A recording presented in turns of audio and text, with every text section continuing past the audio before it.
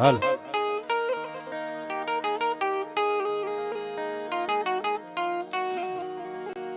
શું પડકારો છે મારા વાવથરાજનો યાર.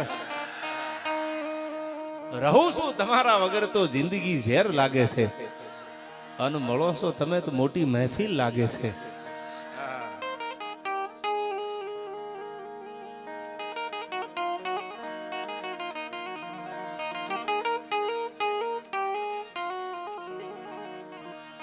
તો નમામી સમીશાન નિર્વાણ રૂપમ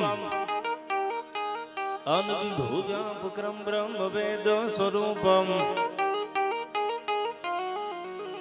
હે નિજમ નિર્ગુણમ નિર્વિકલ્પમ નિરીહમ ચિદાકાશમાકાશવાસમ ભજેહમ નિરાકાર મોકાર મૂલમ તુરીયમ અનગિરાકાન ગોતીતમ નિસમ ગિરીશમ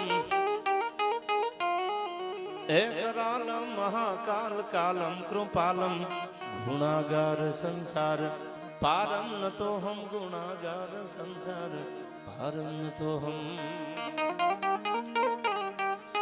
ખોરડા ગામ એમાં શિવસેવા ગૌશાળા આખા ગામ વતી સરસ મજાનો ભવ્યથી ભવ્ય લોક ડાયરાનું વાવથરાજના પરગણામાં આયોજન. બધાય બ્રહ્મ સમાજ 18 વર્ણ જે શ્રદ્ધાનું ભાતું લઈને આવ્યા છે. આમ તો ઘણી વાર મારા ડાયરામાં કહેતો હું છું હવે આપણે હિન્દુ બનવાની જરૂર છે. બહુ જ્ઞાતિના વાડા પડ્યા, વર્ણ વ્યવસ્થા હોય આપણી, જે જ્ઞાતિમાં જન્મ્યા હોય એનું ગૌરવ હોય, એના ઇતિહાસો આપણે બોલીએ વાગોળીએ વાતું કરીએ, પણ સમય સાથે આપણે બધાને એક બનવાની જરૂર છે. ત્યારે 18 વર્ણ જ્યારે સાથે મળી આના ડાયરાને ગૌ સેવાના લાભાર્થી આ ડાયરો તમે ખૂબ વર્ષ્યા છો આયા. એક જમાનો એક સમય એવો હતો કે આપણે પેલા માથા દેવા પડતા, ધીંગાણા થતા. હવે એ સમય રહ્યો ગયો. 1948 1947 દેશ આઝાદ થઈ ગયો.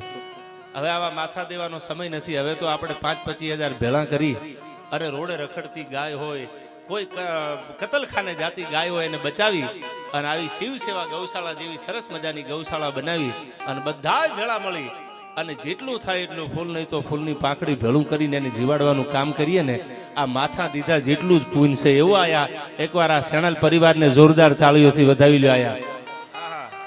અને આખો સેણલ પરિવાર ઇતિહાસ માતાજીનો કહું તમને આગળ ઉપર થોડા જુહાસન ગાય અને આપણા કાર્યક્રમને શરૂઆત કરવી છે. તમે બહુ ધીરજ રાખી અને મેં બહુ ધીરજ રાખી. હું ઘણી વાર કહું છું લાગશે વાર પણ આવશે મજા યાર.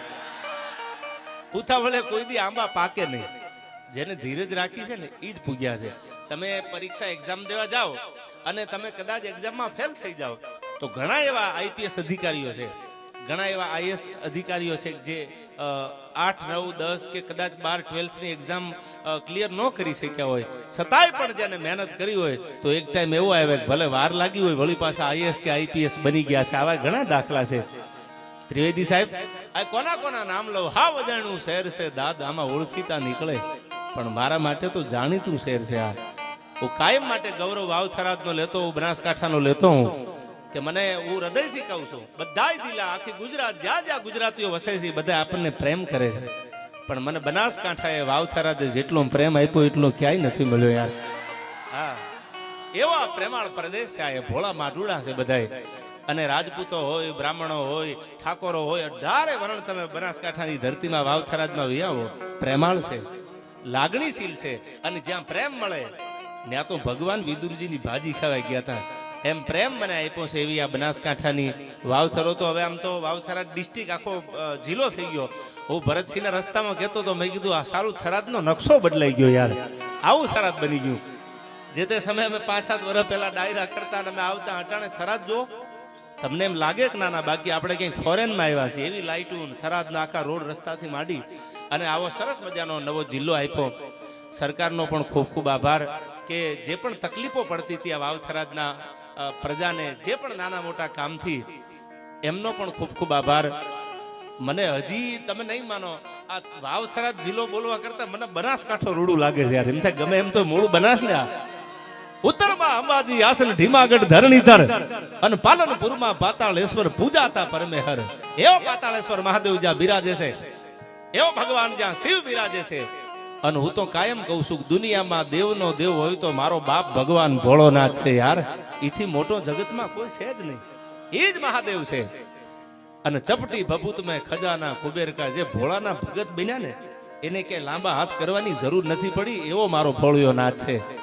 ઉત્તરમાં અંબાજી આસન, આમ જ્યાં જાઓ તમે નજર કરો તે હમંકી એ બાહની કી હસી હાક દૂતાળી વાગી ડમર ડાક યધ તકી ક્રોધ ભુજાય 18 ધાતુ ભુજંગ કુર મમન ઝિલત ભાર. આવી ભગવતીના નામના જ્યાં ધુબલિયા ફરે છે એવી અંબાજી બિરાજે છે. બનાસકાંઠાની ઓળખ તો તમે જો.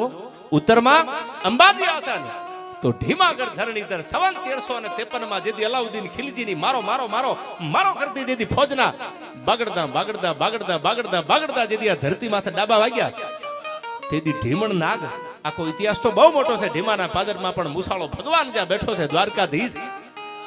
અલાઉદ્દીન ખિલજીની ફોજને અહીંથી પાછું વળવું પડ્યું તું. ઈ ઢીમાના પાદરમાં ધરણીધર બિરાજે છે, ઈ ભગવાન બિરાજે છે આયા. એટલે કીધું ઉત્તરમાં અંબાજી આસન તો ઢીમાગઢ ધરણીધર અને પાલનપુરમાં પાતાળેશ્વર પૂજાતા પરમેહર. અને હવે સાંભળજો, રણના કાંઠે કરે રખોપા. આજ પણ બોર્ડર માથે જ્યાં નજર મૂકો ને ત્યાં જેની 52 હાથની ગજાયું ફડાકા મારે છે ધજાયું, આવી ભગવતી, આવી જગદંબા. નાક દરિયામાં ઘોડા, મોઈલા ડાબે જો પાણીના છબછબિયા બોલાવું, વાહેલા ડાબે જો ધૂળની ડમરી ઉડાડું, તો માનજે નડેશ્વરી ભાલાની અણીએ બેહીન ભેળી હાલી છે. આ ભગવતી બોર્ડર ઉપર બિરાજે છે. ઉત્તરમાં અંબાજી આસન ઢીમાગઢ ધરણીધર પાલનપુરમાં પાતાળેશ્વર પૂજાતા પરમેહર. રણના કાંઠે કરે રખોપા નડેશ્વરીથી નાતો.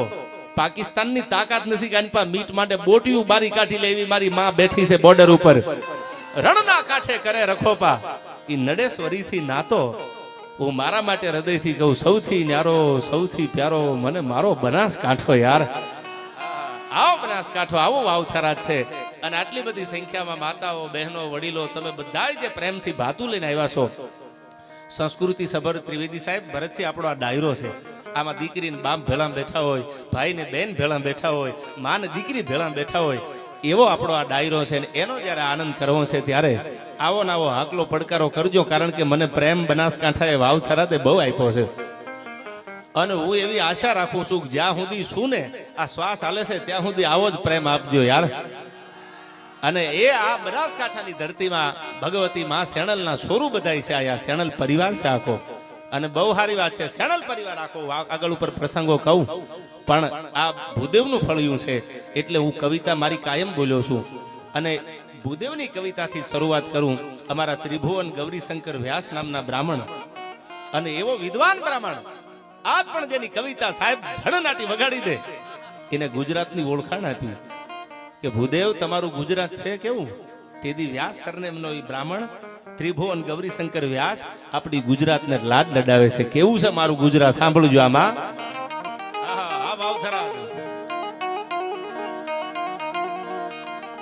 તો કડક ધરતી જહાં ખડકની આકરી, આય કડક ધરતી જહાં ખડકની આકરી, અન ડુંગરા ડુંગરીને કરાડો, એ મુકુટ સા મંદિરો ગાજતા સિરધરી, ગજવતા ગગન ઊંચા પહાડો, અન ગીર ગોરંભતી ગાય જે નેહમાં. આજે તમે ટેચ્યુ જોવો છો ગાયનું, આ થરાદમાં આવો એટલે સર્કલ છે, ગૌ માતા સર્કલ. ઈ ટેચ્યુ જોવો છો. ત્રિભુવનજી એમ કહેતા હતા કે તમે મેં કદાચ હરક ન ભાળ્યું હોય, તમે મેં નરક નથી જોયું, પણ કથાકારો, વિદ્વાન માણસો એમ કહેતા સ્વર્ગ ને નરક હોય.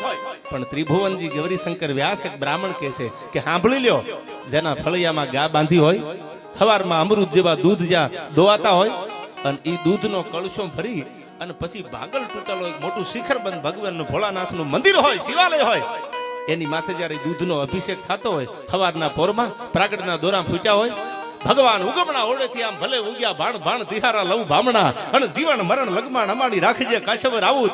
આમ જ્યાં ઉગમણા ઓળેથી ભગવાન કોરું કાઢે ઈ પેલા.